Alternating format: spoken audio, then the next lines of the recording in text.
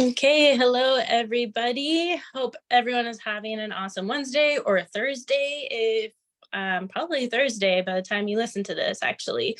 So I hope that day is going great. um, so I believe last time I had started a little bit on workout nutrition, but then we segued into a lot of other great information just with like creating behavior change into being able to get yourself to get up and moving for workouts. But I wanted to go ahead and revisit the nutrition. So for nutrition, it really depends on what your goals are. Are you trying to lose fat, gain muscle, get stronger, or increase endurance? If you're with Fitme, I bet you're trying to do all of them at the same time. But, and that is absolutely okay. Being if you are a beginner, if it's been a while, since you have been focusing on your health and fitness, then as you start, you will start to see all these changes happen at the same time, which is pretty awesome. It's called beginner gains, right? I'm sure I know I experienced it, and maybe if when maybe when you were younger, or maybe when you were a little bit more focused on your athleticism, you were able to see wow, just how much improvement you made within the first couple of months, even to a year. And then as you continued on your journey, it just got even harder to continue to see that progress, the same amount of progress that you did that first year. Totally normal. And so if you're doing your journey with Fitme right now, it is very possible that you're going to get stronger, you're going to lose fat, and you're going to gain some muscle all at the same time, which is sweet. But in regards to nutrition, typically, if we want to lose fat, that means we need to be in a calorie deficit. And when we're in a calorie deficit, what ends up happening is your body will lose fat, but you might also lose a little bit of muscle while we're doing that. And that's why it's so important to continue lifting weights, to let your body know, hey, we need to keep this muscle. Don't get rid of that. Because that'll also help with just your body composition and the way that it looks after you're done with your diet phase. And with that, it's also when you're in a calorie deficit, making sure you're getting enough protein as well to help with the maintenance of your muscle is going to be really important. So other goals that one might have is maybe you're not ready for a diet phase, and that's absolutely okay. So maybe we're in a maintenance or even a reverse, where maybe you're in a reverse diet where you're slowly increasing your calories, or you're eating calories where you just want to maintain a certain weight for the time being. This is a really great opportunity to go ahead and focus on gaining muscle, improving your metabolism, improving your performance in the gym. Those are the times to really leverage all of that, because you're getting enough energy at the moment to put on muscle mass, to increase your metabolism, which then when you go into a diet phase is only going to make it that much easier. So those are the three different ways that we can target our nutrition, and just depending on what your goals are, being in a deficit, maintenance, or reverse diet. Now, if I'm going to break this up into levels. If you are a level 1, that means you're just starting out. Is there really a need to focus on pre or post-workout nutrition? Probably not. I would say just focusing on your overall calorie intake for the day would be enough to reach your goals. Unless you're the type of person that is working out very at the crack of dawn and not having a meal, then that's something that we might want to prioritize, to make sure that the night before you're getting enough calories, or even just having a small pre-workout before you go into your workout. But it largely just depends on how you're feeling. So really paying attention to what is called your biofeedback. What incorporates your biofeedback? Your sleep, your hunger levels, how is your energy throughout the day? Are you going to the bathroom enough times a day? And how is your mood? How is your overall mood? All of those things kind of play into what your biofeedback is like. And if you're feeling pretty poor in one or all of those areas, then that might mean we need to boost your food up, your food intake. But typically, if you're starting out, you're a beginner, you're working out a bit between anywhere between 30 minutes to 1 hour at the most.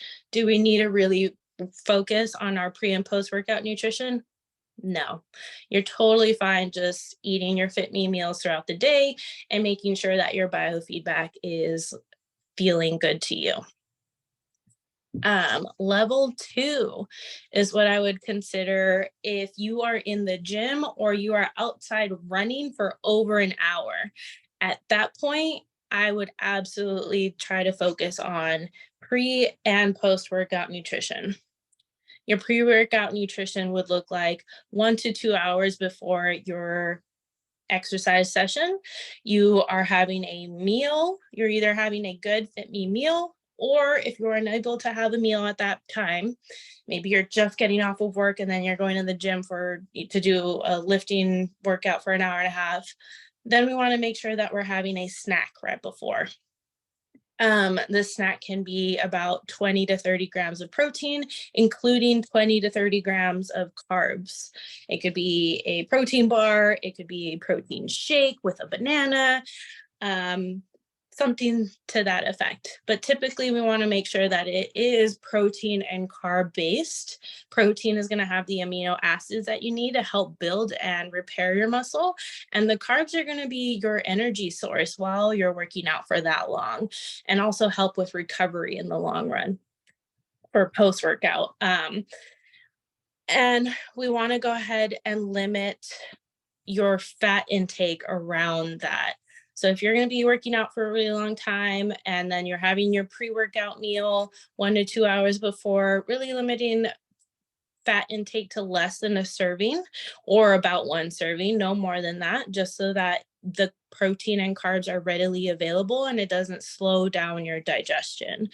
Fat can be really helpful when we are looking to stay satiated. And it also helps with like our hormones and vitamin and mineral transport within our cells and all of that. So there's nothing wrong with that, but for the purpose of maximizing your workout and recovering from your workout, we want to limit it just around those times. Another really important thing for post-workout, if you're having these long exercise sessions, is, and this could be even, well, not so much, I'm going to take that back. But if you are having these long exercise sessions, post-workout, it is important to go ahead and 30 minutes, 2 hours at the most, the sooner the better, is having a meal. Why? I'm sure we've all felt this before, where we have these like super long, intense workout, we feel great, and you're like, you know what? I don't even feel hungry. I'm fine.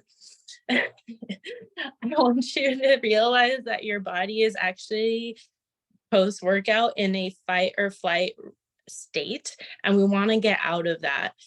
Being able to get out of that so that our cortisol levels come back down, and we're able to fully recover, we want to have that post-workout meal, or ideally a meal, so that we can get back into rest and digest. And then replenish all the carbs that you use during the workout from your muscles. Now, level 3 would be a big event or a race or a competition that you have coming up. Maybe it is, a 5K, maybe it's a half marathon, maybe you're doing, I'm trying to think of the name of those events, like a mud run, or maybe you're doing a 10-mile hike, maybe you're hiking a mountain. It could be anything. And I would highly encourage all of you to maybe think about kind of like a big end goal so that you have something to strive for. I think it can be really motivating and keeping up with your day-to-day exercise movement, to know that like, hey, I'm doing all of this so I can be really successful at X, Y, or Z event. And prep nutrition for those, depending on the length, is making sure that you have enough. Probably the day before is not the day that you want to be in a calorie deficit. Maybe even the week of, ideally, you are eating at maintenance so that you are fully energized for that big event and you're maximizing any of the muscles, and just feeling really strong as you go into it.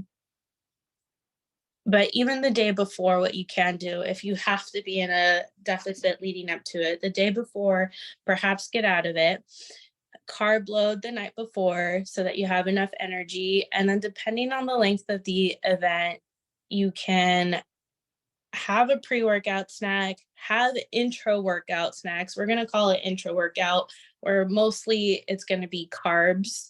You can have a protein shake in between there. If let's just say you were doing like a strongman event, or even for myself, like weightlifting, in between the different events, like if it's broken up and it's not one continuous thing and you have time to go ahead and have a snack, still following the protein and carb rule and limiting your fat so that you're able to use that immediately as a energy source is going to be really important. And then also in these long event days is making sure that you are well hydrated. So using electrolytes as well in your water, like liquid IV, none tablets, or LMNT is really, really awesome. I feel like those are all of the little tidbits that I had regarding nutrition. I hope that some of that was helpful, and also gives you some insight of like where you're at. Is it something that you really need to focus on? Maybe right now you're just paying attention to your biofeedback, and letting that be a signal for you if you need more food, or if you do need to focus on your workout or nutrition around your workouts. Maybe you know that you are doing enough. Maybe you're at level 2 where you are working out pretty consistently and you know that you perform a lot better in the gym and you feel better by making sure that you do have a pre-workout meal or snack. And then again, also making sure you get out of the post-workout fight or flight response, get back into rest and digest so that you're able to recover properly. And then level 3 being the bigger race event day. Making sure you're eating enough throughout the week, maybe the night before, and staying hydrated and having snacks with you during. All right. If you guys, I hope you guys enjoy the rest of your day. And if you have any other questions, please feel free to reach out to me. And join us for the column next Wednesday at 4. All right, we're 4 p.m. Pacific. Bye.